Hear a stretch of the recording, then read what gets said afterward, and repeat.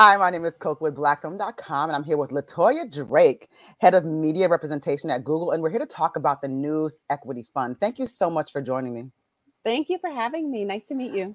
It's so nice to meet you. First of all, I'm really super excited to talk to you because you've got this incredible resume and just the things that you've worked on, right now, obviously, and what has led you to this path and this role. It's just like, wow, you're the kind of person I would have liked to meet very early on in my career. I would have had just so many questions to start as much as the questions that I have now, Yeah. Well, thank you for saying that. It's been a journey, one that I Mhm. didn't plan and didn't imagine, but definitely a journey. Yeah, I wonder about that because you do have a lot of background, obviously, within tech, communications, and diversity, and just really just trying to be more inclusive as far as being somebody smart and Black in this kind of space. I'm sure, that does present some challenges, Yeah. but you've done so much to sort of just kick down doors and make sure that everyone is included. How did you get to that place? Yeah, I will tell you this. This was not what I planned. We can laugh when we think that we are in control and planning things, but I legitimately did not plan this. I didn't graduate thinking I want to work at a tech company.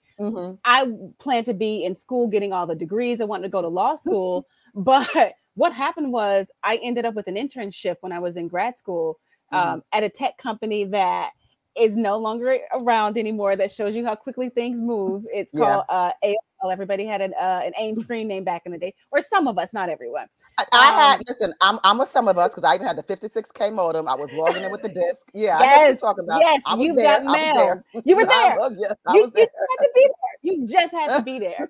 And so I worked there at an internship, just randomly in the comms department. There used to be a site called Black Voices that I had a chance to write for. And then that company moved me to New York. AOL moved me to New York. And then one thing led to another. I went to an agency where my client was Microsoft. And then while I was there, I got recruited to come to Google.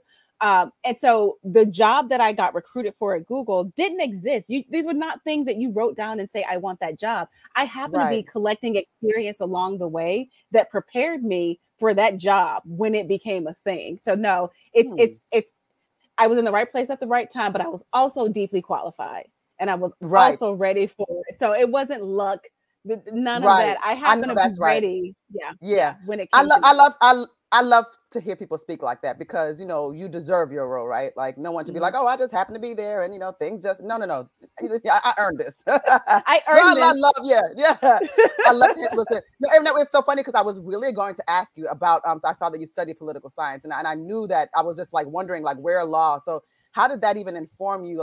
I know a lot of times people do think they want to be lawyers.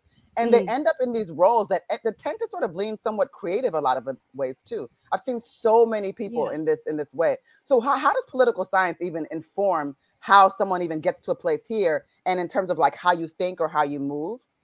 I've always wondered about that. That's so interesting. So in undergrad, I was a political science and communications double major. I just wanted to be a lawyer because I love really arguing, but love really breaking down arguments and analyzing things. That's what really took me in that direction. But when I went to grad school, I was in this interdisciplinary program. I started to be very curious about media and technology. And while I was in DC, I actually wanted to work on the Hill, but no one would hire me.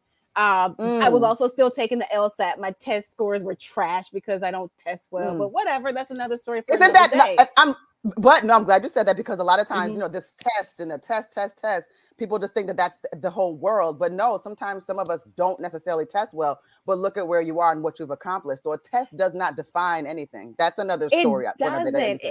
It doesn't, but we kind of train ourselves to think that we have to meet these bullet points, these criteria. My score has to be this. And let me tell you, when I took the GRE, I had a panic attack and I only got the points they give you for writing your name. So I knew I was smarter than that. I've always known more than anything. I'm smart. I'm curious. I can figure things out. So yeah, we're bigger than these tests, whether they try to stop us or not. But yeah, I hear you. Another story for another day. I know that really is that. But then before we get into this initiative, I also wanted to ask because I know that you've also done a lot of you've done a lot of talking and you've done a lot of on-air stuff as well. So, I mean, obviously speaking to these different disciplines and things that you've done, but how comfortable are you sort of just living in that world where you kind of you can be a celebrity or someone that's an authority where you're in front of the camera? Does that feel weird too, or are you into that as well? Listen, I didn't plan for that either, but when I was at AOL, I had a manager who invented this role for herself. And this is something that I took and I learned. She invented this role for herself as the spokesperson, the consumer advisor. This was before people were really looking at Google for data and trends. They would come to AOL. And I was the person who would, when she had interviews, I would show up at 5 o'clock because I was curious about why is this trending? Why are people talking about this? I write the sound bites. Just, it was news and information. And one day she couldn't do all of her interviews. There was a network in DC that wanted her on a weekly basis. She couldn't do it. And I happened to be there in the trenches, always up, smart, can form a thought, can form sound bites. And she said, I want you to do it. We'll just pretend like you've done it before. And so then I learned sometimes you just you have what it takes. You may not have all of the correct background and training, but you'll get there. Right. You will get there. And so I just got comfortable with it. Oh, I love that. Okay, great. So let's talk about this. Head of Media Representation at Google. What does that mean? Yes. It's so funny when I mentioned earlier that my kind of jumping around in my trajectory, this is not the job that I got hired into at Google. When I came here, I really don't even remember what my title was, but the scope was to, do interviews, be the spokesperson, talk about what's trending, also work with journalists to tell stories. And along the way, I started really connecting and building partnerships and creating programs, really doing bigger things, working with our product teams in really smart ways. We're a product company.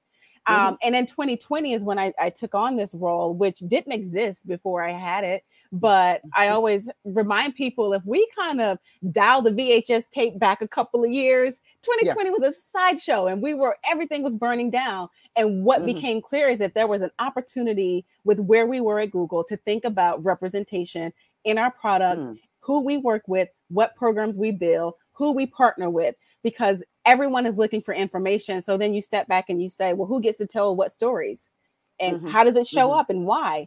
And what's the role that we can play to kind of level the playing field, which is a lot of what you see with something like this equity fund. But I have been at Google long enough. Again, talk about having the right experience, the right curiosity, the right reputation, where we can start to create new things that are not passion projects. This is not just fun work. This is business rigor, and you start to get people around it. Now, again, that doesn't happen by accident. I just didn't come to Google one day and say, hey, let's do this.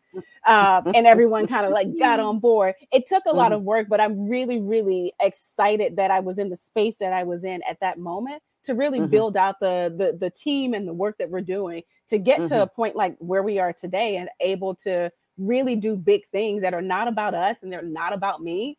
It's about how can we marshal some of our resources and make them useful to other people and help them grow their voice and help them grow their audiences and grow their businesses. For sure. And then with the News Equity Fund, I mean, I saw, which was really interesting to me, is that you're looking at trying to assist a full-time journalist, but the company could be one person. It doesn't have to be.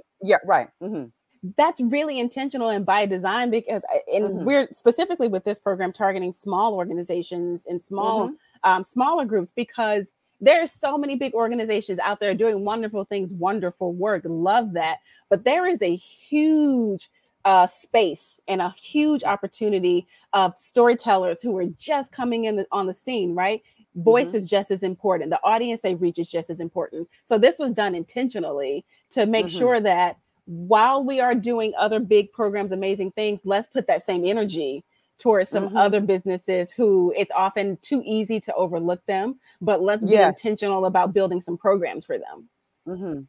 Yeah, that's great, because really what you're doing then is you're finding quality in these journalists, and it's not a popularity contest. And I think that's what frustrates people a lot of the time. It's just like, I don't even know where I belong, or I don't know if anybody can hear me. And I see, because I know for myself, I definitely do watch a lot of media, or a lot of people's, let's say, like takes on things where they are a journalistic kind of way of thinking. They may not even necessarily call themselves journalists, but that person might have like 10 views on the video. It doesn't mean that I shouldn't watch it, right? So there's a lot of people that I've come and grown to know, or I've watched them grow their audiences because they do have that quality, authentic way of doing their work.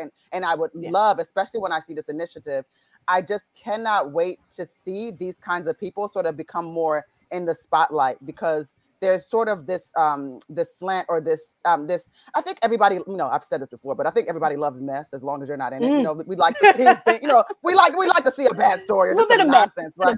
You know, a little bit of mess, you know, it probably does hurt a lot of people, but sometimes you just like to watch the train wreck. But I do also think that we need to kind of return to a time where the people that are also giving us the information or that are at the forefront are really putting in some sort of quality work into how they're saying things, what they're saying, and what we're consuming, you know, because at some point, you know, what I've asked myself many times, like, what has journalism become? And I'm not kidding when I think it's a very valid question. You hit on two really important things that jumped out in my mind. You talk about authenticity, and I think it's also about trust. And that has nothing to do with your size or how much or what your revenue is. It is about the audience and who they trust and who they feel is authentic and who they can find. And so when you make the point about what is journalism, I also think about who are the journalists and who did we decide, you know, gets access, and how can we really kind of level that playing field a little bit more and really help people see that your voice matters. You have a story to tell. There are people who see themselves in it and they identify with it. How can we make sure we are really going and finding those people that are trusted, even if they aren't known by everybody, who are authentic, but are telling, like, delivering information in an important way to specific communities who need it? That's a really great takeaway, because I think what we see a lot of the time too is that there's this tendency in media to feel like they're just specific voices or specific people who speak on behalf of everyone. So this particular news equity fund is going to help break that and show, you know, that we don't need to just, it's not like there's always going to be three people on the line. There are other people. So I'm really excited to see that and what you guys do with that. But so who is really eligible to apply for this?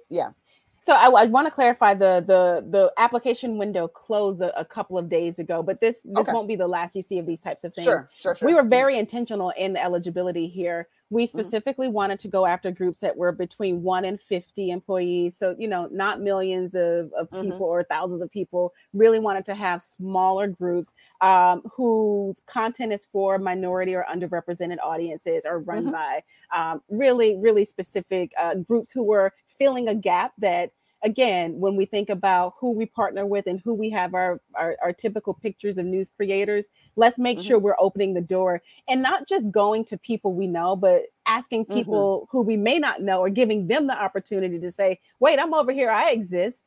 I'm applying for this. So I think it's going to be really, really phenomenal when we get to the point of looking at who the applicants are and really making sure we connect with them. That's the biggest opportunity, because it's going to be people that we didn't know existed. Right, exactly. And it's I think it'll be amazing on credentials, because these people that we didn't know that we will come to know because they're having this foundation. It'll be really interesting to see these new personalities and journalists that we'll now come to know and say, like, wow, this is how it all began. So it's a great trajectory, and it's a great starting point for some of these people. So I'm just really excited to see that, for sure. Yeah, that's definitely the hope. Definitely the hope. So as you continue on, I mean, I know that right now you said the window is closed, and you said that this initiative will, you know, continue. So I guess, will it be kind of almost like every year there'll be somewhat of like a graduating class in a sense? I love that idea. We're still kind of working out some of the kinks. This was this type of thing that once we launched it, it's one of those, let's launch and let's see how great it was, and let's see how we can make it bigger. So I don't necessarily have the step 2, the phase 2 to announce right now, but this is very much a who are we meeting? And it's not just how can we do this and then walk away. It's who are we going to work with and do a little bit more with? So there's bigger opportunity to not just get funding or potentially get funding, but really for Google to figure out how to work in greater partnership with some of these groups who might come forward. So that's, for me, that opportunity is huge, and also endless for the people who might be on the other side of it. I think this is so interesting, but I was noting, this is why I think it's also great to talk about this, is that, and I do believe that it's truly a process that wants to be as fair as possible. And that you said government-owned entities or entities affiliated or owned by a political party are not eligible to apply. I thought that was really important. That you guys it was intentional. Yeah. We didn't want to get in the middle of anything that could be politically driven, you know. So we had to, when we think about the eligibility criteria, there are a lot of organizations out there who might have fit within that category, but for this particular program, we had to be very, I think, clean and what the eligibility is, and who it's for at this particular moment. So I just want to go back to you and some of the things that you've done, because I know you were an adjunct professor at NYU as well. And all of the work that you've done seems to be motivated in helping others and teaching others and just making everyone just a little bit smarter than they were the day before. What is it about you when you think about yourself that is so concentrated on helping and the community grow? And again, we know you're smart. You know you're smart. But why is it important to make sure that everyone else is as educated as you are?